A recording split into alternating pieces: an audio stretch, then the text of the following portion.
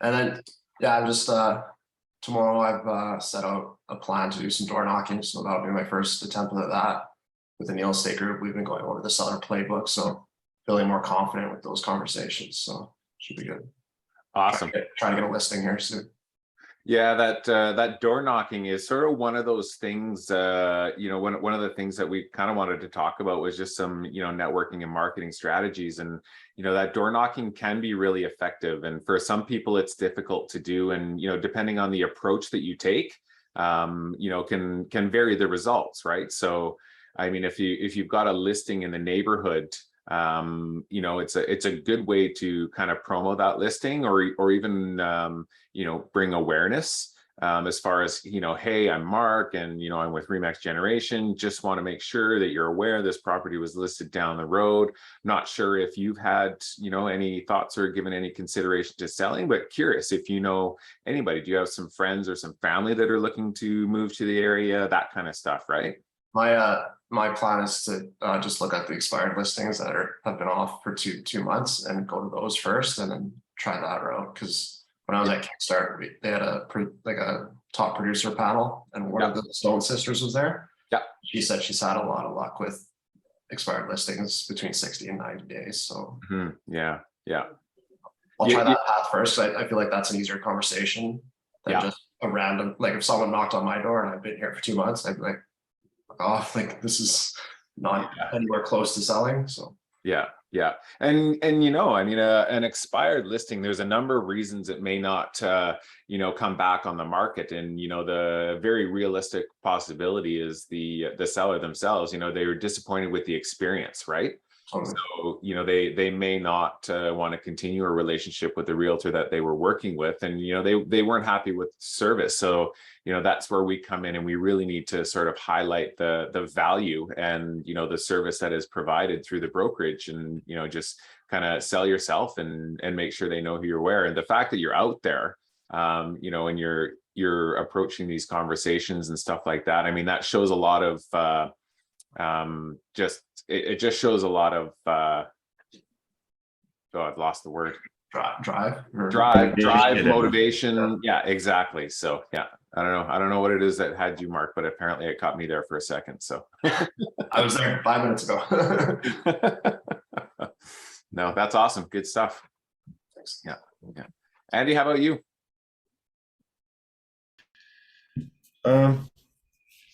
Not much is new for me. I'm just kind of going back over like CMAs and stuff like that. It's really important right now that I'm dealing with some active buyers that when they see a place that I'm trying to get an accurate idea of what we should come in for an offer price. And just because there has been a lack of inventory for so long, it's really, really hard, especially in like more affluent neighborhoods where there's been a lot of build out and nothing's really consistent. There's a bunch of houses from different decades, and it's really, really hard to kind of get a read on and nail down a price. And then you got people who are super motivated to sell, and they'll be $200 or $300 less than all the other ones. And can you really use that in your CMA?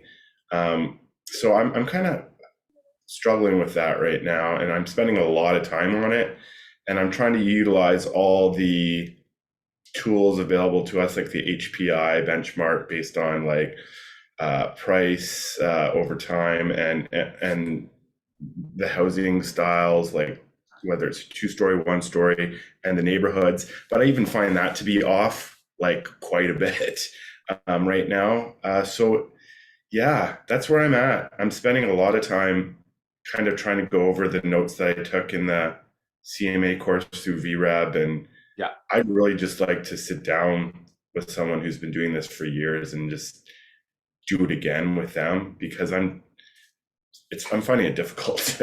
and it's so important because I want to make sure that I'm, offering a price that's conducive to both parties, and that we're able to move with and negotiate with without, getting people all up in a tough and emotional and just have it fall apart before it even starts, right? You know what I mean? Yeah. So that's what's going on with me. Yeah. Andy, I know you like everything to be like absolutely black and white and crisp and clear and precise. Sadly, appraisal will never be that. Yeah. The best you're gonna come up with is kind of a worst case scenario and a best case scenario. You know, what's the lowest imaginable price that, you know, you're absolutely confident it would sell to an absolute swarm and feeding frenzy of buyers immediately? And what's the price that you think is unlikely someone would pay for it? It just seems too high to be possible. And work with that thought and range. And sometimes you'll be able to come up with a tighter range than others. If it's a condo in a building with 12 other condos that have sold in the last 2 months in the same building, you're going to get a much clearer idea than if it's a 1995 built house on a street that's got houses built in the 50s and last year, and the lot sizes are all different, and the views are different, and the sizes and shapes are different, and there's been nothing sold for the last year. Yeah, it's It's guesswork on a good day. You know, I've been doing it for over 30 years, and most of the time I can predict a sale price within 10%. And sometimes my best guess is gonna wind up being off by 10%, more than 10%. It's not the exact science. And I think I'm as good at it as anybody. The range, you know, calculation is a really important step. And I mean, Ron is right. Like, it's the only people that are going to be able to predict exactly what that price is a willing seller and a willing buyer. So you can estimate and you know, establish that range, but ultimately the absolute value will be determined by the buyer and the seller through their negotiation. I guess the hardest part I'm having difficulty with right now is, you know, Ron always says, don't tell somebody something you can show them. And Steve said that in the past too. And I agree 100%. You know, I mean, data speaks for itself in a situation where things aren't so clear cut and black and white.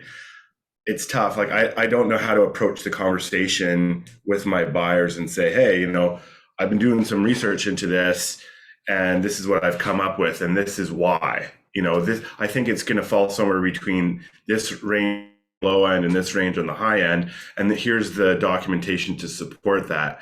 And then they start diving into those, and people are like, oh, how could you even use that as comparable? Blah blah blah blah. You know, so like, I'm just like, I want to make sure that what I'm doing is legit as it could be. So, you know, I have something tangible to back up what I'm bringing them. So the first thing to do is eliminate the word comparable from your vocabulary when you're talking about comparables. Don't call them comparables, because they seldom are comparable. There's always a bunch of differences. I call them relevant recent sales. But the words can really trip you up, because people will go, well, it's not like mine. Mine's got this and that. Mine's got the heavy duty nails. That's true. Do you use, I mean, obviously relevant recent sales, but what about ones that are current on the market right now and active? I think that in this market, I mean, I've always brought way more information to the table than would be in a customary appraisal. Appraisal, they're going to pick 3 to 5 comps and go, based on these, blah, blah, blah. I bring everything to the table. I bring everything. If it's a house on a street, I'll bring information on everything that has transacted on that street for the last several years. I'll bring a summary of all the activity from the BC assessment roll, not just the MLS, because there will be sometimes sales that were off MLS. I'll bring everything within a radius of it, or the map area, that's happened over the last 3 to 6 months, depending on the volume of activity. And I'll look through those with the person and get insight into which ones are more relevant than others. And, you know, if it's a 2-bedroom condo, the 1-bedroom sales aren't going to be as relevant as other 2 bedrooms. If there aren't any other 2 bedrooms, then you're gonna have to look at the 1 bedrooms to get some sense of where you're gonna be relative to them. And yeah, it's gonna be better than the 2 bedroom if it's bigger. But And Well- the active listing information, is very useful. I always kind of went through and I would look at some hard sales numbers when doing a CMA and, calculating what that sort of range would be. And once you have that sort of estimated range in sale price, take a look at what's actively listed out there. And then, what does your subject property look like compared to what else is listed? Does it look like it's the best property in that sort of selling range that you're looking at? Or does it look like, it could be a little bit more or could be a little bit less? Like, is there more value with what's listed at the sale number you've estimated, or is there less value kind of thing, right? And back to your question about would you include the active, Andy? I include everything that has been listed since, say, 6 months ago, including those that have expired and been withdrawn and canceled, which is a growing list these days. And I want to refer to that. Look, these people had every intention. They listed because they want to sell and they didn't. Why didn't they? Why did these ones sell and those ones didn't? How does yours Right. fit in? Do you want to be on the expired list or the sold list? Um, That's the ultimate question, is do you want to list it or do you want to sell it kind of thing, right? So, it's a challenging conversation to have sometimes, but when you have that information from listings that are active and listings that are expired, you can see these expired listings sort of in this range of what we're looking at, but none of them sold. So, there's a suggestion as to what may or may not have happened there. It's definitely it feels different too, coming from like doing a CMA for the buyer as opposed to for the seller, too. Because on one hand, you're obviously wanting to find ways to bring down that offering price. In other ways, with the seller, you want to get the most for their listing. But would there be, when you're talking about geographic range and including as much as you can, what are we talking here? Is there anything like set stone standard, like 1 kilometer, 2 kilometer, or is it just by the neighborhood? No. It's going to depend on the volume of activity and how unique the property is. Sometimes you're going to be looking at the entire island. Other times you're going to be looking at just the specific building. Are these buyer clients coming to you asking for a CMA, or are you just going ahead and doing it? I'm going, above and beyond to show them that I'm doing my due diligence here, and they're discerning clients that have bought and sold real estate before, and we're talking millions of dollars here. So I want to make sure that when I'm there showing them the place, that I've done my homework and that I can answer every question that they may have, especially if they want to pull the trigger right then and there and put in an offer. And it's not like I'm going and checking out 3 or 4 different listings with them. When they ask me to go check out a listing with them, it's one listing that they're interested in. So yeah. There's definitely a bit of an element of like scientific and mathematical formulation and calculations when it comes to figuring out that value. But there's an artistic element that really is involved in putting that CMA together and, providing it, putting it together and presenting it in such a way that is going to be, effective for the client that you're working with, because two different people will look at the exact same information differently, and how you structure that and how you present it can have a bit of an impact on who you're talking to. Yeah. Like this guy, for instance, has told me personally that when he goes and he does a lot of research on places, there's a chances he knows a lot more about the place than I will. He's got a background in investing and construction, stuff like that. So he looks at a place and he does a cost analysis based on like how much it would be to tear down and reproduce. Yep. Kind of like a really unique building would, with today's market rates for labor and materials. So and I am not doing that. I'm doing comparative market analysis and also taking, historic sales numbers and extrapolating it with HPI to today. And that's where I'm finding big discrepancies between the two, is with that sort of tool, the HPI tool, and the price prediction on the member hub there. It's, yeah. So a big range. Asking them what they think maybe they think it's worth, is that something that would be advisable, you guys think? The Yeah. questions you ask are always going to be more important than what you just tell them. Yeah, Absolutely. But I mean, asking them what they think it's worth can give you a starting point, or it can give you some insight onto how to make that presentation, or what you need to include in that presentation, or depending on what the value is or what they see. Like, anything you ask them, you're going to get information back from them, and it's going to be information that you can take and use. So understanding what their perception of value is definitely really important. so let's do a little role play here. You ask me what I think it's worth. I'm the buyer. What do you think it's worth, Mr. Buyer? What we've looked at this property. I've gone through. I'm putting together this CMA, and I just want to know, what's your thoughts on the list price? What do you think is there value at the list price? Well, I don't know. And isn't that what we're paying you for? If you like it, you should just buy it. Yeah. Well, if it's something that we want to You pursue, can analyze yourself to death and never sell a house. yeah.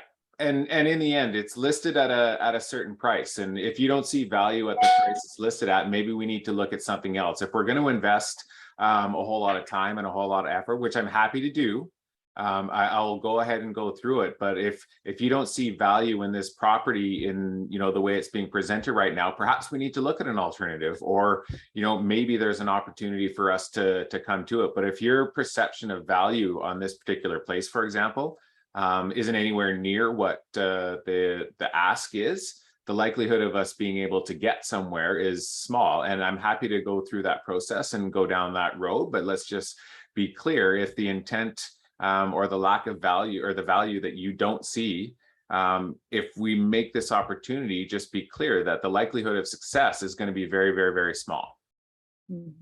Well, as my agent, aren't you supposed to do, as I ask? I think it's worth $200,000 less than it's listed, based on this property and this property, this property, this property. So, I mean, I think that we should put in an offer for $200,000 less. Is that something you'll be able to do for me? I can absolutely follow and do whatever you ask me to do, and that is my role, and I'm here to look out for you. So let's take these examples, or these relevant sales that you're looking at, and we'll draft up an analysis, and then we can evaluate what the range is that comes in, and then make a decision as to how we want to go forward. What's the asking price? On this particular one, it's $2,198,000. So you'd own it today for $2 million then? I think I could go in at $2 million based on other properties I've seen. Yeah, but my question is, would you like to own it if you could have it for $2 million? Absolutely. Well, let's write it up. Let's not waste any time doing CMAs. Yeah. I mean, exactly. I'm going to spend less time writing up an offer that might be insulting to the seller than what I'm doing with CMAs right now. So, and in the end, the worst thing that can happen is they say no. yeah, Or they give you directions on the where they need to be. yeah, exactly, right? At least you know where they stand. Yeah. Can you guys? I mean, my experience is that as soon as they start putting pen to paper, things become more realistic and more serious, right? Versus having to have all those conversations and all that stuff. It's nice. I know it's all entertaining and sociable. It's a good thing to do it. But a lot of time I find out it's a waste of time. I mean, a lot of, especially if you're working with a savvy investor and, they're built before, so they know the cost to do this and do that. The list price is never I guess, low enough for them, right? Because they sort of look at themselves and say, well, you know what, I know a little bit more than the average buyer. These are the things that I can do to this property, blah, blah, blah, blah. So therefore, I should be able to get at this price. But I think in those situations, sometimes the CMA really come to rescue and say, you know what, well, the house across the street with pretty much the same characteristics sold for this. You know, how do you justify that this is going to sell $200,000 less? But as Ron said, you know what, if they put a number to it, I say, let's do it. Yeah, I mean, Well, the bottom line is, Andy, is that you're gonna have people who, and this might be one of them, who's an example of this, who will never be willing to pay fair market value. They're only gonna buy a property at a discount. And some of those people can suck a lot of life out of you without doing any business. There's other people who are just gonna buy the house that fits them best, even though they know full well going in that they're paying a premium and probably more than it should be selling for, but they've decided this is the house we want, and they're okay with it because they're gonna go in there for the long term. Work with those buyers. The goal, you know, the goal of the buyer and what their intent and what their use and what their plans are for their property has a big impact on how much they're willing to, you know, maneuver. The ones that are more motivated, you know, the long-term dwellers, you know, they're happy to pay a little bit more if they're going to be in there and out there. But when you are dealing with somebody who's, you know, quite a sophisticated investor and, you know, has a very structured business model as far as the product that they want to pick and choose, it can definitely be a little bit more challenging. yeah. There's a lot of sellers out there right now who are gonna be all over an offer that's 10% off their list price. Yeah, you know, I feel like it doesn't hurt or harm, and when I'm thinking of it, you know, how we do it with listings, how, you know, often the seller's pie in the sky from 3 months ago, you know, price evaluation of their own home is quite often, you know, off quite a bit. But we would say, okay, you know what, we'll do it your way if you're insistent. You know, we'll give it 2-3 weeks and then plan B comes into effect, right? I feel like you could use that just as well for a buyer in a situation where they think, you know, you have that conversation, okay, Mr. Buyer, you know, just out of curiosity, what do you think this place that you want to put an offer on is worth and why, right? And then listen, right? Write down the notes, say, okay, well, we can absolutely do that for you. But if for whatever reason we get a lot of pushback or, you know, we're too far off, let's reconsider looking at the CMA I put together based upon, you know, solds and actives and everything in the last 6 months and see where that gets us. I think that now that I'm having this conversation with you guys, that would be a good way to approach it, because you're interjecting yourself, but also you're working with them, and that's really what it's all about. Is you're in it together. You're not telling them what to do, right? You're helping them make a decision, basically. Yeah. All right. Well, that works for me. I think I'm going to spend a little less time on the CMA. Maybe I'll just press the quick CMA button this time. You know, as long as you've got a little bit of information and a little bit of data, and it's true, you don't necessarily have to spend 2, 3, 4 hours putting together this elaborate CMA. If you've got a quick idea or a rough idea, that gives you a little bit of information to help guide that discussion, right? Look at how much they paid for the property, how long they've owned it, how long they've had it listed for sale. Have they tried to list it for sale previously? Is this their 5th listing and a string of listings? What's the history of the property? Look at that. Know the history of the property at least. And then before you start spending a whole bunch of time looking at what else has been selling on the street and the neighborhood and stuff, are they interested in the property? Do you want to buy this property if you can get it for the right price? No? Okay. Don't waste your time doing a CMA if they haven't decided they want to own it. Yeah, that's true. Secondary. And even if you throw an offer in, you're just, you know, okay, let's go, let's throw something in, and they decline it. You know, a lot of times that can have a pretty good impact as far as the motivation of a seller. It's not uncommon to throw an offer in, and then, you know, get it rejected. And then a couple days later, a few days later, that listing realtor is calling you back saying, hey, are your clients still interested? Yeah, I mean, that's the likely outcome if it's just been listed for a day or two or something and you're coming in way off the list price. But the reality is that more than 80% in a normal market, and we're in a more normal market now, not fully, but more normal. In a normal market, more than 80% of properties that get listed don't sell before they've had a price reduction.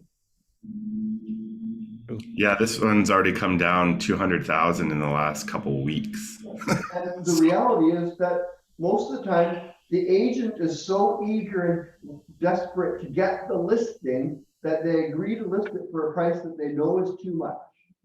Yeah. The seller knows going in that they're asking on the high side because they're building room to negotiate and they've got high expectations. The agent has told them that's too high, but oh, we want to try this number. So don't be that shy about making offers. Yeah. No, that's a good point. I like how you said, look at the history, get an idea of the motivation. You can tell a lot by the history, actually, that I never really thought about before. Like maybe that $200,000 drop is the listing agent's plan B, saying, okay, now this is the price I think it's worth, right? And then go from there. And So, share yeah. those thoughts with your buyer. They just adjusted it by 200 grand. Let's grab this before somebody else does. Yeah. And It's I still a guess, sense of urgency. and I guess having a conversation with the listing agent a lot of time in this cases, especially after a price drop, a lot of time they do reveal some information that can become handy in terms of your conversations with your buyer and all that. Yeah, the more you know, right? Absolutely. Even asking the agent questions like, what's the seller's preferred completion date? I mean, that kind of a fair question will often reveal information that could be helpful. Well, they'd ideally like it to close in 3 weeks because they've got another property they want to close on. Yeah, I mean, that's good information to know for sure. Tells you that they're very motivated. Yeah, absolutely. Yeah. I don't want to hog up the whole session here. You can move on. It's good. I'm learning lots from listening. So, You know what I mean, and sort of the purpose of some of these little sort of round room discussions is, you get into topics like that, and there's many different ways that these conversations can go, and there's many different outcomes. So the more we talk about them, especially with those that are a little bit on the newer side, I mean, there's a lot to be picked up on and a lot to learn from. So it's good. Yeah. This is going to be the first showing too. Sorry, that it did say in the comments that the listing agent has to be present for every showing. So it's going to be the first showing that I've ever done with my client where there's actually going to be the listing agent there, which is kind of freaky. I want to make sure that I let my clients know that if they have any questions that they ask me, and then, I can just be the middleman. I don't want them to give up any information that's pertinent to our negotiation. Just have that conversation with them. Yeah. I've had that before where I've gone to listings with the agents there, and you just tell them beforehand that, hey, I'm working for you. They're not. You can tell them anything that's going to harm their buying power. That's not great for them. So Poker face. it's okay for them to ask questions. Just don't get any advice or give away their hand. It's a poker game. Just reminded me of something that I think we need to be remembering. When the seller's agent is present, it's kind of obvious to us that we need to hold back on our conversations with our buyer until we can do so in privacy. Yeah. Don't assume you have privacy when you're showing a house, because a lot of people have their houses wired and are listening to you. Totally. Yeah, absolutely. With hidden cameras and stuff. I often tell my clients that, like, if you want to talk about it, we'll go outside, Dog tree cameras. There's cameras outside too. I put in my house. Oh, they got the doorbell. Yeah, they got the doorbell cameras. That's too.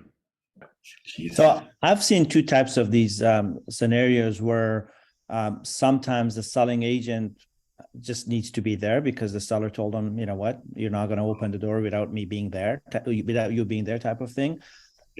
sometimes some of these listing agents, us included, we become a little bit more aggressive. So we sort of steal the buyer and start, sort of doing the speech versus us as the buyer's agent, sort of walking them through the house and all that stuff. And I've been through those situations. I don't like them because obviously you're just walking around and somebody else is doing the whole talking presentation, if you will, right?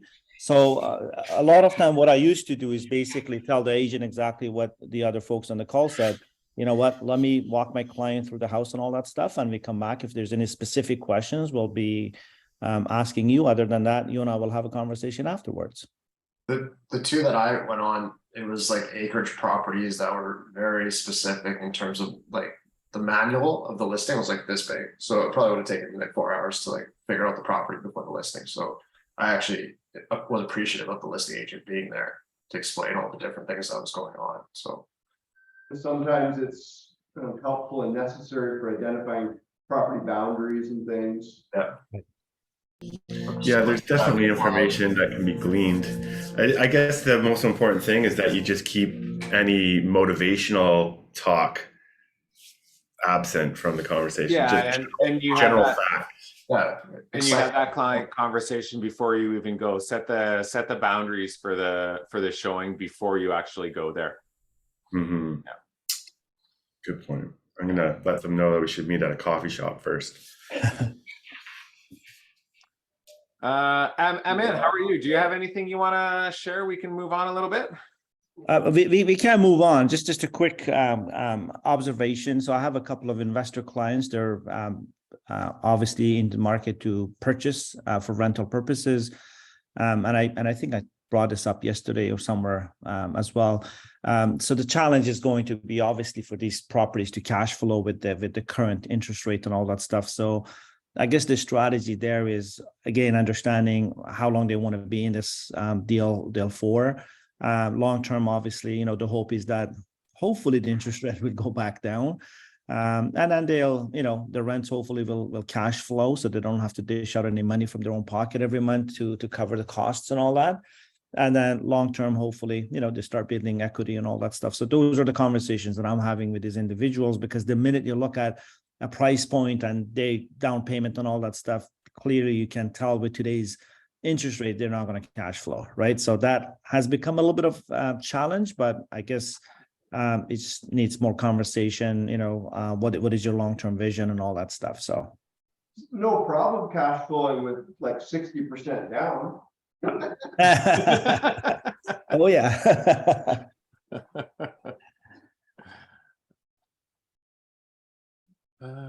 Okay. Let me see. Where are we at? I could go back now that you can hear me properly. Can you hear me now? Yeah, absolutely, Jenny. Oh, good. Okay, sorry. I had two mics open at the same time. So with co-listing, has any of you guys ever done a co-list before? I run for the hills on the suggestion. Oh, great. Okay. So I think the important thing, if you are going to go down that road, is being really clear on what the roles are that each of you are going to have. okay. You don't want to be like, who's going to be the primary contact with the clients, for example. And you want to make sure that there's very good communication about everything's going on. Who's going to arrange the showings? Who's going to arrange for the house to be measured? And there's all the things that happen. There's 150 things maybe that happen on a listing, and which ones are you both going to be doing? You're probably both going to put it on Facebook. You're going to have two different real estate boards you can put it on, and so on and so forth. But yeah, and that's the challenge. Like that's why I emailed you, Darren, last night, because I've just been really processing it and thinking about it. So, and it's not like I'm on Vancouver Island and where's the property? In Squamish. Why are you co-listing it and not just referring it? Well, that's what I was thinking. Like, I didn't know what was better, if I should do a co-list or a referral. So any suggestions? Well, if you can negotiate with the seller to pay 2 commissions, then go for it on the co-listing. I've done that before, by the way. Okay. If there's one commission and you're gonna do half the work for half the money, Mhm, it might be worthwhile, but there's a lot of crossover. You're probably both gonna do 75% of the work for half the money. mhm, mhm. I'm happier to take 25% for doing nothing. Yeah. Yeah, I know, right? Like, that's why I emailed Darren last night, just because, you know, when you think about it and then you actually really think about it, I'm like, like processing it. So, and I did, Or you could just list it yourself and let them bring the buyer. but I can't do that, can I? Because that's Squamish and I'm Vancouver Well, Island. you can absolutely list a property on the mainland. The challenge is the inner board workings, and the challenge is the lockbox access, and the challenge is the additional fees for the interboard listing. And so the Bigger challenge is that you have no expertise in Squamish. You don't That know the too. market. You can't really advise them very well. I know, like I lived there for 20 years. That's the problem, right? I just moved back to Island 2 years. So I did talk to the realtor and she said, like, if we weren't able to co-list, she said she can give me 50% referral. Would that be? 50% referral without having to be on the listing? take it and run. Okay, well, that's what I'm kind of like, So- okay, So maybe, the alternative there, because I mean, there's a good opportunity for you to go through a little bit of a process here. that's what I think. And that's really the benefit of being involved with the listing. And so, maybe perhaps they're the primary listing office and you're the co-listing agent, and you go through the steps in the process and use it as a bit of a mentor and a bit of a guidance situation just to gain some of that practical experience. It would be easy if she's saying take 50% and I'll do it all. I mean, that's honestly, that's Who is this agent in that's a in lot of Squamish? Because they can't afford to live in Victoria. I'm going to be sending them to this agent in Squamish. Well, $6 Squamish, million listing? what was that? Sorry, say it again. Like a $6 million listing? No, it's an interesting place. So the house is pretty run down. So whoever would buy it, would it be a tear down? But the issue is that there's tenants in place there until August of next year. So it's a senior that I know. She's been kind of waiting for me to get my license. So she's all excited. So I'm kind of sitting here trying to figure out what, and of course I have a ton of contacts in Squamish from living there for 20 years. And so that's what I thought. I thought I would kind of take this as a learning process, like you said, Darren, because I was like, okay, well, 50%, but because, this will be my first step of doing anything, right? So I don't know, that's why I'm asking, so. So I personally would refer it, and I think that my value that I'm bringing to the table is connecting her with the best agent for the job to do it. Yeah. Which is the 50% referral agent. Yeah. Okay. That's good. Okay. That's great to know. Okay. And then Darren, what do you think? Well, I mean, that would be the simplest form. And ultimately, you want to make sure that you connect with somebody there locally that does know the market and that understands. I still feel there's a bit of value in there in co-listing, and maybe you are secondary, but maybe as far as some of the process goes, leave the hands-on stuff to the local realtor that deals with that kind of stuff. Leave the access to them, leave the signage to them, leave all that marketing material and stuff like that for them. Or even if it's just a referral and you're not going to co-list, let's go through the steps of completing that paperwork and making sure that you've got a good system in place, and let her know that we can do that, like on an administrative perspective on our end too. Like, you can go through that process and you can put all that together. She can do a lot of the hands-on, the coordinating, measuring, phoning, signing, all that kind of stuff. But I mean, there's an opportunity here, and take her advice and guidance when it comes to understanding sort of where the property will be positioned in the market as far as price, and be present for some of the conversations she has with the client. Make her she's the one that's been the realtor in that market for a long time. She's the expert in the area. So be present for those conversations. Okay, okay. And then when it comes to communication, just leave the communication with the client over here. Just kind of be like in the shadows and watch them basically. Yeah. Okay. And you can do that on a referral level too. Like if they want to handle all the paperwork and stuff like that, they can. Okay.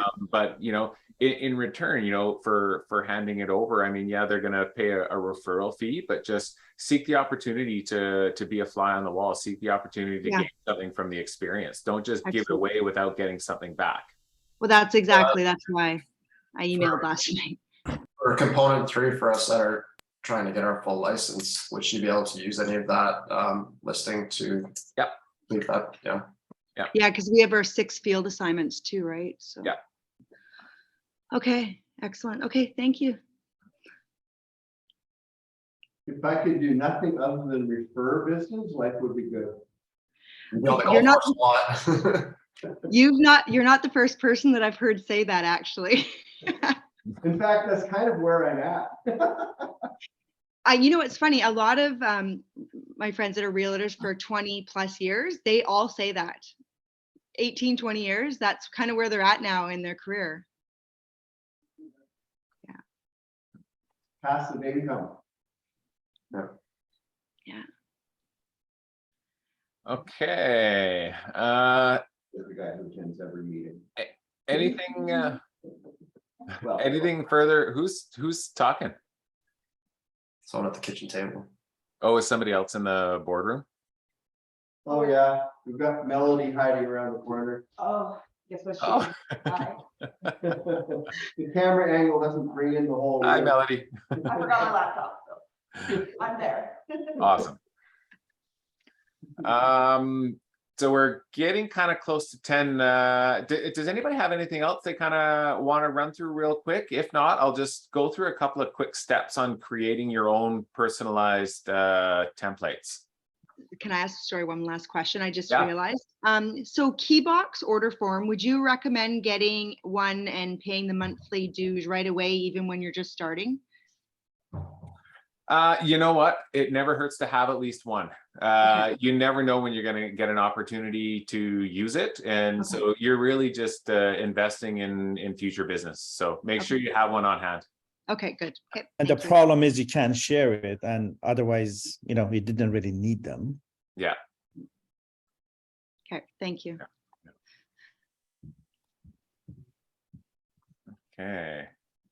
So Maybe you guys could talk about transaction desk without me, because I don't even know how to use it. Refer to Nathan. okay. So Hey, thanks, Darren. thanks, Ron. Yeah, Anand. Sorry, quickly. I took a full day course, I think it was last week, on electronic title search. Yeah. It was very detailed. A lot of scary stuff in terms of what we need to do as realtors when we pull the title, to be able to read it, to sort of translate it. Who's entitled, who's not, the stuff that Peter was going through yesterday in terms of joint tenancy and all that stuff. Yeah. So it was a very involved course. I hadn't really taken a course on that subject before, but obviously it was an eye opener. Yeah. Unfortunately, it's a full day course, and it's been taught by a lawyer from Vancouver. So she Yeah. had a lot of experience. And I think at some point she was on the board, and she was in charge of complaints and all that stuff.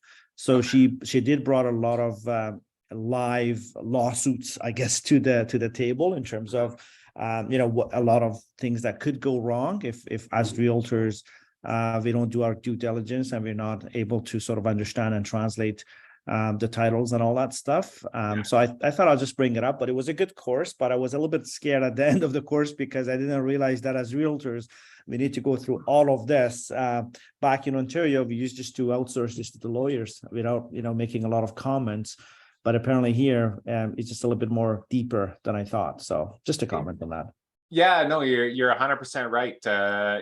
Those of you that have been submitting listings, for example, and details and such, one thing I always go back with when a title is pulled, I expect the expectation is for you, the realtor, is to obviously review it and have a bit of an understanding of what everything is. And often, sometimes there's nothing, but sometimes there's a covenant, sometimes there's an easement, sometimes there's, any number of charges that can appear on title, and having a basic understanding of what those are really, really, really important. And I want our process is to make sure it's been a slow sort of implementation thus far, but listing realtors need to pull that. They need to review it. And as far as submitting the listing documents, I want the listing realtors to actually initial that they review the title and they haven't found anything. You need to keep an eye out for a number of things. There's duplicate indefeasible titles, there's pending charges, there's,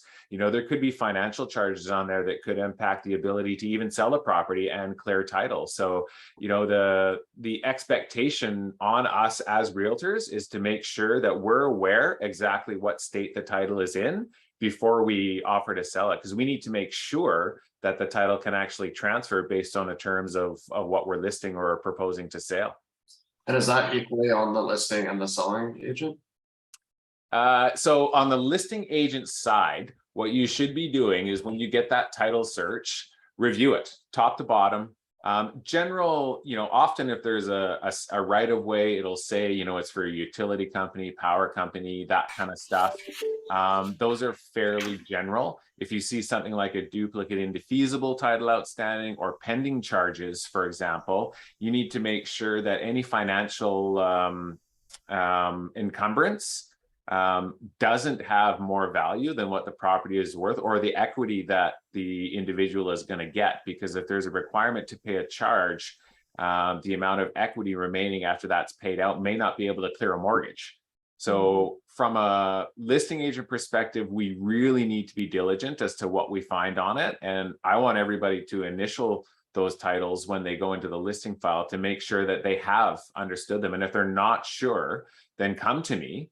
If we need more information on a specific charge because we're uncertain, then we just pull that charge directly. If there's an easement, for example, we pull that charge from Land Title's office. There's usually a map or a survey or a document that further describes what the details of that particular charge are. So wouldn't it just make more sense to have the title reviewed every time you take a listing by a lawyer, just to make sure that that's a part of our due diligence? I mean, they're the ultimate ones that'll be able to give you the best advice on if there's any weirdness on the title, right? Yeah, but it's also our job to really learn and understand what the potential is. And you can absolutely, have the seller take the title to their lawyer and have them review it. But for the most part, everything that we're going to find is relatively easy and relatively searchable. It can often be written in very legalese, lawyer complex language, but it is interpretable. So yes, you can absolutely send it to a lawyer and have them look at it. And you would typically do that through the process of sale with a buyer. You're generally going to do a title review and make sure that the title doesn't have anything that's going to negatively impact the use or value of the property as far as what the buyer is looking for. So that will come up in the process, but you could have it reviewed absolutely by a lawyer prior to listing the property. But if you pull it and you look at it, you're going to know if there's a red flag or something like that. I wonder what our process is with the Neil Estate Group as far as, because a lot of those get pulled by our admin. Well, the process that I've discovered to date is that there isn't one. Title gets pulled and it gets thrown in a listing. Like listing realtors within Generation as a whole, I don't think are as diligent as they could be when listing a property. There needs to be, more work done and more effort put into doing a review. And I'm not saying you have to study it. I'm not saying that you have to know exactly what the specifics are, but you need to know what to be aware of. And you need to know what to look for, and you need to review the title. There's some certain key elements there that if you don't see it, then it could cause a problem. That duplicate indefeasible title one doesn't come up often, but if there is one and we don't see it, but you can't convey title without it. Absolutely correct. Yes. So maybe a good topic for Wednesday, Darren. Just a highlight of the importance of this, perhaps. Yeah, we'll review that again. We did one, I think it was about a month or so ago. We had one on a Wednesday, but we'll bring it up and go through it again. It's a good thing to touch on for sure. Always good to review. So there's a lot of liability on this listing agent then. There can be. I mean, a seller doesn't necessarily know, and they're hiring us to make sure, you know, that we guide them through this process. So, you know, when you're conveying a property and where you're selling a property, you need to know as much information about that property as you possibly can. And reviewing the title and just understanding some of the basic charges that are there it's a bit of a learning curve for sure in the beginning, but the more you do it, the more you'll find you know, similarities, and you know, you go through that process, and you know, in the beginning, I know it's a lot of extra work, but if you start reviewing some of this stuff as you gain some more experience, it will just become part of your practice, and it'll be much easier to understand going forward. It might all seem pretty new now, but the more you do it and the more consistent you are, it's going to be less and less new the more you do it. So with my recent buyer, we just removed subjects, title was one of them. Yeah. I looked at the title with Nathan. There was a few charges, nothing seemed suspicious. I went to the listing agent, asked them to pull the charges and to confirm that we were all good. She said it was clean. Yeah. So I just went with that. Yeah. Okay. So that's like, I've done my due diligence as the buyer. Okay. Yeah. So you took it to their lawyer? No, And you pulled all the charges? I asked the listing agent to pull the charges and she confirmed with me via text that the title was clean. Did she give you the charges? No. Okay. I would have asked to see those charges and read through the details of what those charges are. Okay. There's a classic story that they've used a number of times in the legal update and some of the education programs when it comes to titles. And, you know, there was a buyer who wanted to purchase this property, and, you know, the home was situated perfectly, that it provided access into the rear corner of the property where he could build his shop, create his home-based business, and everything was going to be great. And, you know, they did a quick title review. You know, there was an easement on title. They didn't pull the details. They didn't review the title. Or they didn't review the details of the easement, and turns out the entire boundary line of the property along where he wanted to build his driveway and shop was a utility corridor, and it was a utility easement, and so he could not. They completed the purchase with the intent of going through, and when he went to the process of applying for permits and development applications, was told, no, you can't do that. You can't do anything on that property. You can't build there. And so the buyer agent got sued for negligence. You know, in the eyes of a prudent realtor, you know, you're always going to be judged by, you know, a jury of your peers. And what would a prudent realtor do? You know, your buyer was looking specifically at this property for this particular situation. We didn't do what we needed to, or the realtor was basically guilty. He was negligent of not, you know, not what is it? What do they call it? Duty of care. Conducting due diligence. Duty of care. Duty of care.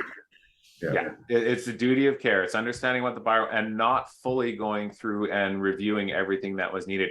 Had they reviewed the charge on title, it would have been clear that developing that property where the buyer wanted to and build his shop would not have been possible, and they would have moved on to another.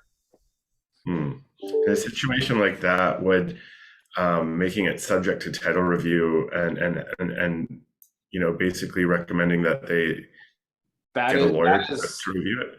That is exactly why the title review is a standard clause. You have 4 basic clauses in a basic transaction. You've got financing, inspection, title, and insurance. That's why the board has created that standard template form. So would that satisfy duty of care though? Well, if they actually reviewed it, because there was the thing, and that was another part of it, is there was a clause in the contract that said title review, but they looked at the title and said, no, everything is fine. They didn't actually take that one step to find out exactly what those charges on title were. So this lawyer was very clear by us just putting a clause in there. That means really nothing. You know, it's nice to have it in there, but I guess accountability is on our shoulder to make sure that we reviewed and make sure that the buyer knows exactly what they're getting into, whether it's through us or through the lawyer, but we just have to make sure that the information is made known to the individual. Clause number 9, I think in CPS specifically talks about this and what's included, what's not included. Yeah. So, again, it was an eye opener for me. Sorry, I didn't want to take too much time of this, but on this call, but I think it's a very important thing for all of us to know that there's a lot of, it's easy to get a listing and walk a buyer through a house and all that stuff. But I think these are some of the things as realtors we should really pay attention to, because you work hard to make some money, and then before you know it, you're in front of a judge and a jury. So in the eyes of the regulator, you are experts in the field, and if you don't, and so we're not here to give legal advice, but we can read a document and interpret what it says. And if we don't understand it or the buyer doesn't understand it, we make sure we send them to the lawyer. But generally, you can read those documents and find out what the intent or the meaning of them is. I think I agree with Amin. This would be another good training session to show. I mean, if we have to review charges that we see on a title, let's pull a weird title, blank out the names, and then you can show us by sharing your screen on how to review those charges and if there's a fee for them. I recommended to my buyer to seek a lawyer's advice on the title. I don't think he did. But also the contract that I created, I said that I'm a realtor. I'm not an expert in title review or in strata documents, and to cover what I was doing, right? So I feel that's like doing our due diligence. That's our duty of care. I mean, at what point in time, you can lead a horse to water, but you can't force them to drink, right? I mean, we've educated them to the point where, short of sticking our hands in their wallet, and calling a lawyer. Like if they want to remove subjects, do I say, no, we haven't been to the lawyer. We haven't, the other side, the listing agent hasn't given me the charges. So I haven't had them to review. I've asked for them multiple times, but she said they're clean. Like at what point do I be like, oh, okay, we can't complete this. Sorry, I know you want to, but I haven't gotten it. Yeah. Where's the line? Like how do agents figure that out? The one thing, so if you've made a request of a listing realtor for title charges and they haven't provided them or they're not providing them, that to me personally would be like, well, why aren't you providing them?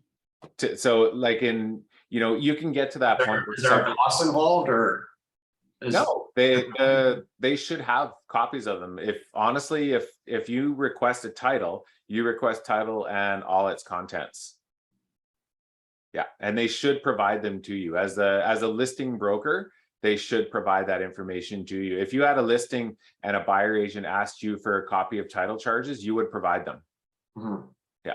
So you want to know what they are. You want to know what they mean, because they may impact the value and use of property.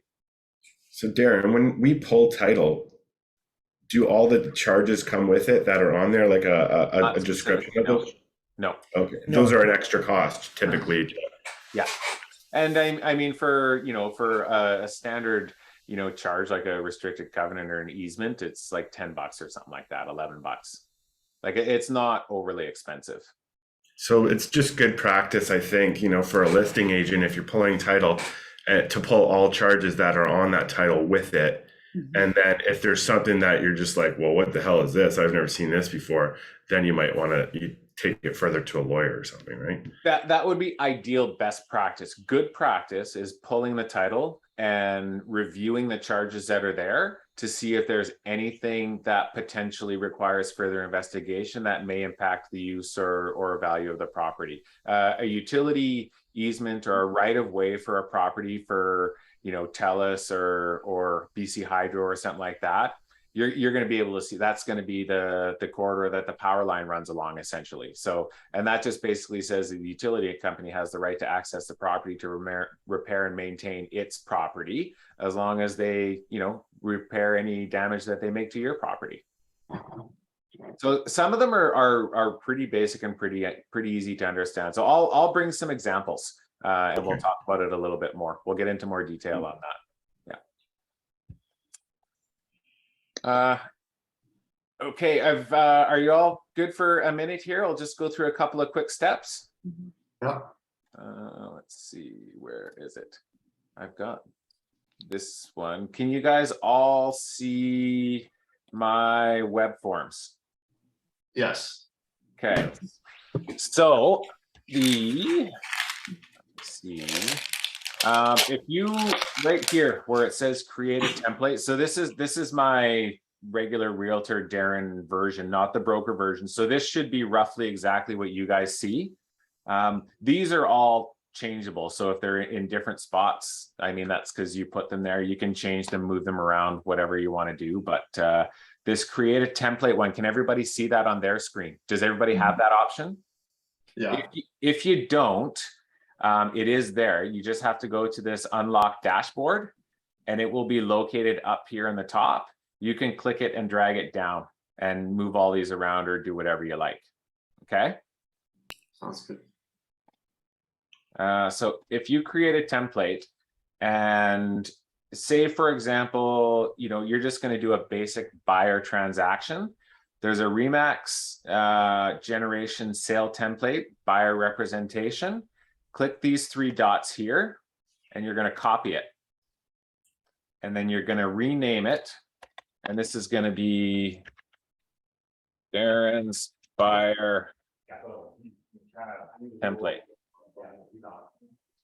Okay, and then I'm going to create it. That template will show up in your list of templates, and then you can go into it. Says it belongs to me. This is the name. This is what it's used for, because this is all information that was copied over from the Office template. If you go down, everything that was in the Office template will be included. So the appropriate checklist for all your forms and documentation is in here. Contacts, there are none.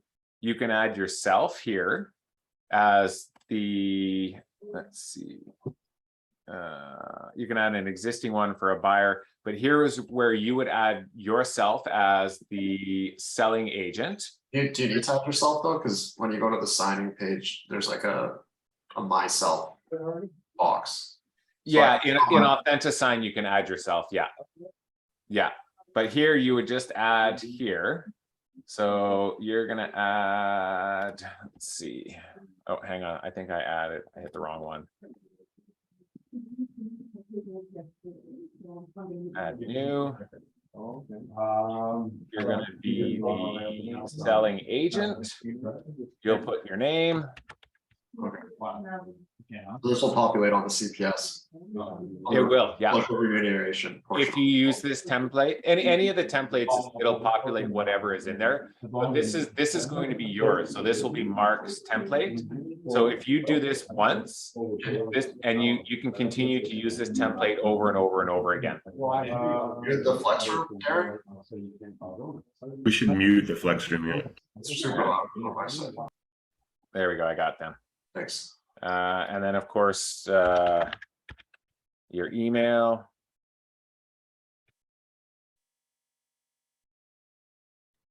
You can add all the information you want, but the basics are your name and your email. So you're going to save that. You've got yourself listed here as the selling agent in the buyer template. And then if you go down to the forms, you will see all, because you copied the Office template, you will see all of the forms that are required by the Office here. So here you can go through, and if you do this once and you save it properly, why does his name keep showing up? Jeez. Are our templates compliant with the Office ones as well, Darren? I believe so, yeah. The order of like all the information is there. The preferred order of documentation that I have when I created these and when I line these up, I really build them in such a way that the top of the list is going to be really the first form that you utilize, and each of the subsequent forms really just follow a good process, exactly what you're going to use in that order. So that's the only difference, really. Have you been able to sit down with Justin regarding these and like get us all on the same page? So everybody's in harmony? Oh, no, I haven't. He hasn't asked me to, so. You just go tell him. That's All what right. we need. Okay. So I'll change my name here. Web forms is a little bit tricky. Sometimes you can save and exit and walk away from it. But if I just make sure, I'm just going to save this. And then I can save and exit. That particular form will stay that way in this template forever and ever. And we can go on and go through the entire process, actually. You can complete the privacy notice and consent, obviously, save your name to it, realtor, brokerage, etc.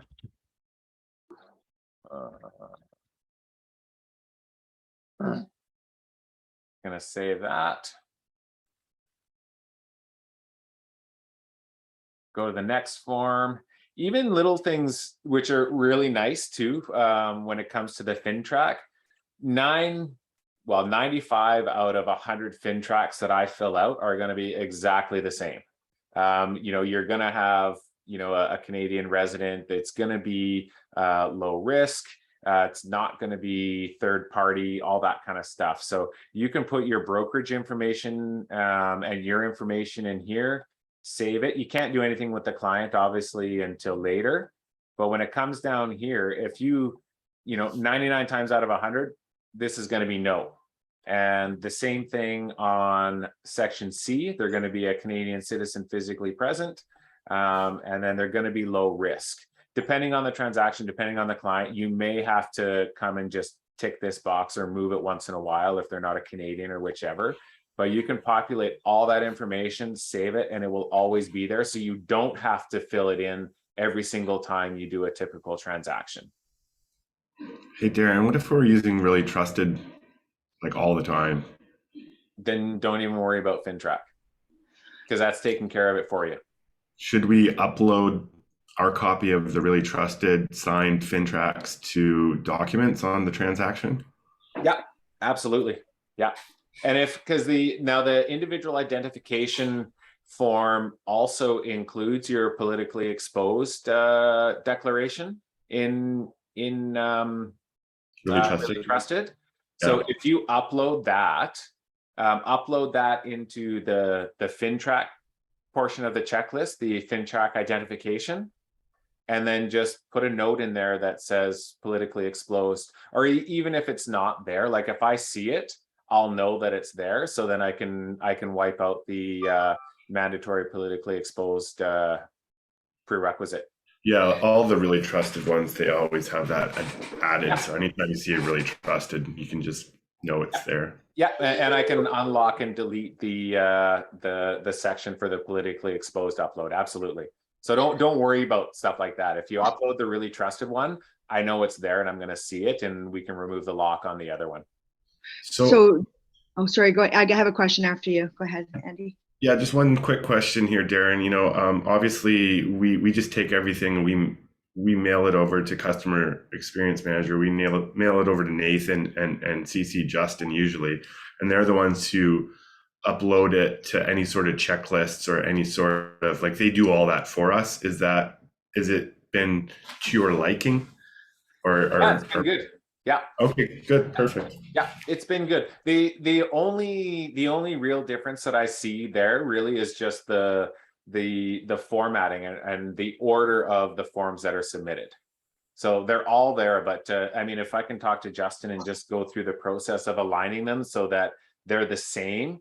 If I can go into Transaction Desk and pull up random transactions and have the forms input in the checklist the exact same way every time, it actually makes my life a lot easier too. So, and then sorry, just to clarify. So yeah, because I've been looking at the trusted, Really Trusted. So would you recommend doing this with the Korea web forms, or should I do the one that Andy was just talking about? Really Trusted? Yeah. Do Really Trusted. It will make your life so much easier. Okay. Remax Generation pays and provides that app to all of the Okay. realtors within Remax Generation, because Yeah. it is a great tool. And if you Okay. just make it part of your practice, you will Yeah. save yourself a lot of grief down the road. Okay, so that's what I set up. That's what I've been kind of looking at. So that's great. And then, so don't even bother going. Now, can you autofill and do the same thing on Really Trusted, or is it just the create web forms here? No, you can pre-populate everything on Really Trusted. If you go through the full, there's great videos on it, but if you go through the full setup, Yeah. you know, it will basically do the paperwork for you.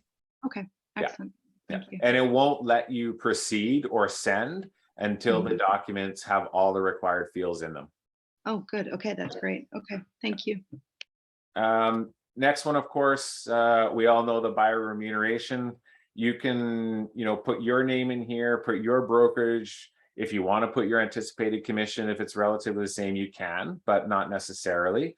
You can put your name, all that kind of stuff, pre-populate it, save it, and go to the next form. So everything you're doing now, whenever you go to create a transaction, then you would select this as the template for that transaction. And then all of this stuff, as you're setting it up now, would be in there. So you would not have to put your name in 2-3 times and add the brokerage 2 or 3 times or all that kind of stuff. Same with the CPS. Obviously, you know, completing the brokerage information, the office contact, all that kind of stuff. You can have obviously Remax Generation stated in here, because chances are you're going to be collecting the deposit on behalf of a buyer anyway. You can have whatever standard clauses and forms that you would like to have.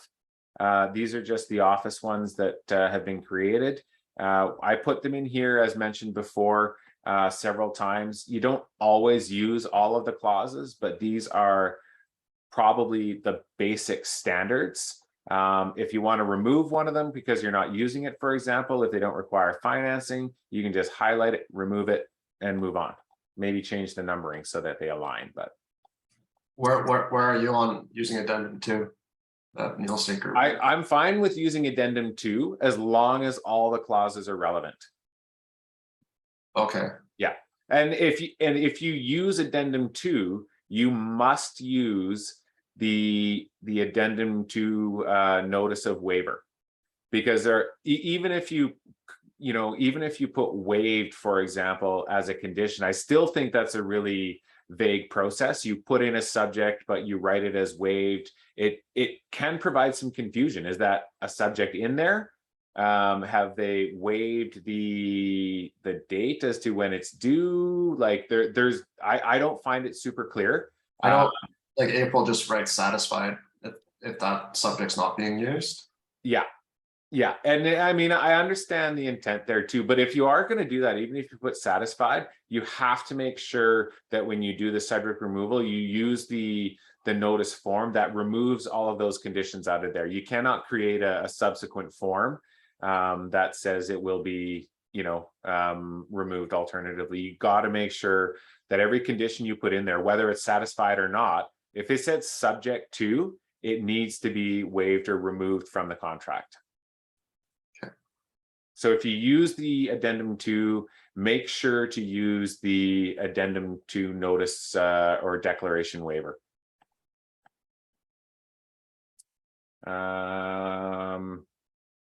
This stuff there, you're not going to pre-populate anything here, obviously. You do like exclusions. Like one thing that I've written is like debris and trash.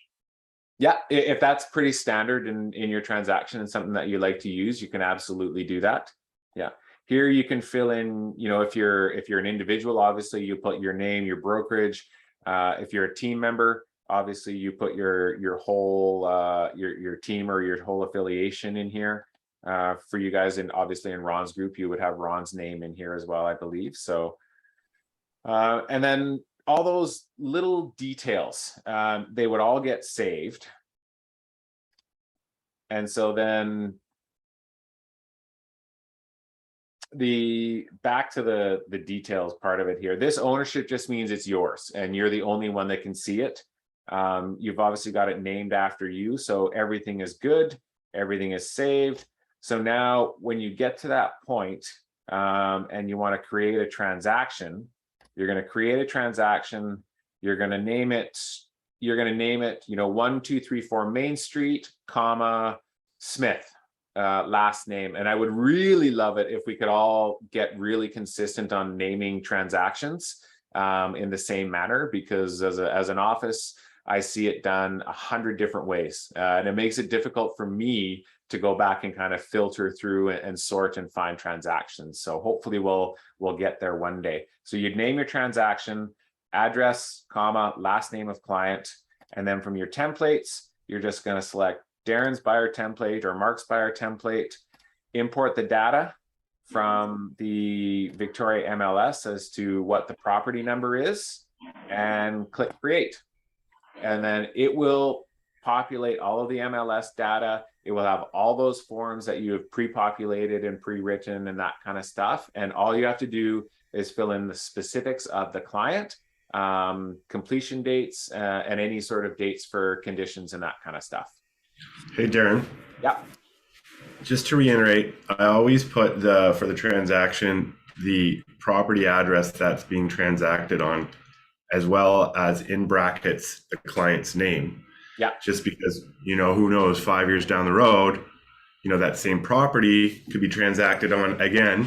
So you need that client's name to kind of sort that out. However, that being said, I've also gone back into my transactions in web forms before and seen that they had been renamed by either Anne or Justin. So you want to get everybody on the same page, have a little meeting with all three of them and buy a pizza and beer and then make sure everyone's on the same page. Okay. Somebody's been renaming them? Yeah, I mean, like what'll happen is I'll go back through my transactions and I'll see, for instance, the property address, and then in brackets, instead of the name being there, there'll be a date. Whether that's the Neil group. Yeah. I think they're putting a completion date or something like that in there. So okay. Just so I've been doing it the way that you've been asking, to try to be compliant and right from the get-go, but it's going to get messy if not everybody who's going into and puts their fingers in the pie is not doing the same thing, so. Okay. No, I appreciate that. Yeah, that's great. Okay. Was that pretty easy to follow along, guys? Okay with that? Yeah, that was helpful. Okay. Awesome. Thank you.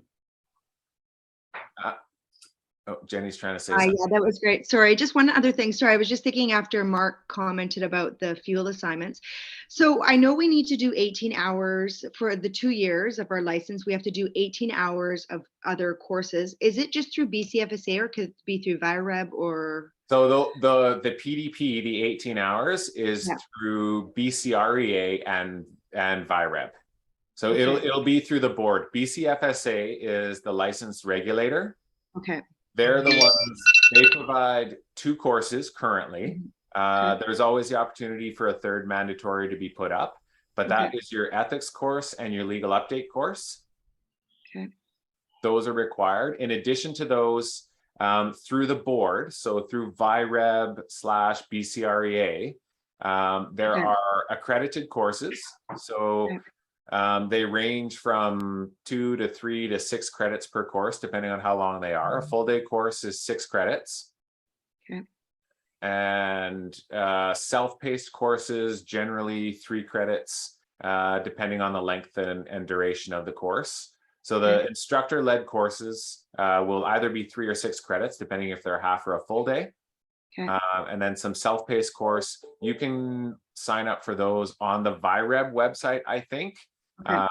But also on the BCREA website. BCREA has a catalog, a growing catalog of 50, 60 different PDP education courses. You can sign up and take at your own pace. So you can start them, come back to them, and that kind of stuff. And you need essentially, you basically you need 3 full day courses in a 2-year licensing cycle. Great. Okay. For the self-directed too, we could request these videos too and submit that for one PDP of self-directed. Yeah. Okay. Today, And then submit 1 hour. okay. Oh, Yeah. you can do that. Sorry, if you can go over that again, it cut out when you talked, Mark. Go ahead, Darren. So our these training meetings that we have, Yeah. you can document and write down one, what the topic was, two, the date of the meeting, three, and then you submit this under your self-directed non-accredited education under the VIREB portal, under your member portal, Okay. and request 1 credit for attending. And you only need to require 6 credits in the 2 years. You don't even need those. You Oh, can you don't? no, you can do 3 full day instructor led BCRA or board courses and meet your requirement. So 18 Okay. hours of. Yeah. It's just a You requirement. can, It's 12 of that and 6 directed, but it can just be all. it's a maximum of 6 unaccredited is what they, so there's accredited and non-accredited courses. So non-accredited courses are programs that are real estate related. Yeah, I did like an auto prop one. Yeah, exactly. It was Yeah. like 2 credits, I think, because it was 2 hours or something. Yeah, exactly. I Yeah. just had to like Cool. sleep. So what is the topic for today then? So I gotta pay attention then when I come to these. Oh, well, we had Buyer It will- CMAs and yeah, no, we had a little bit, well, the subject of the meeting was well, web forms, and then there was we had some, originally it was supposed to be marketing strategies and networking opportunities, but it really CMA. yeah. CMA, yes. Yeah.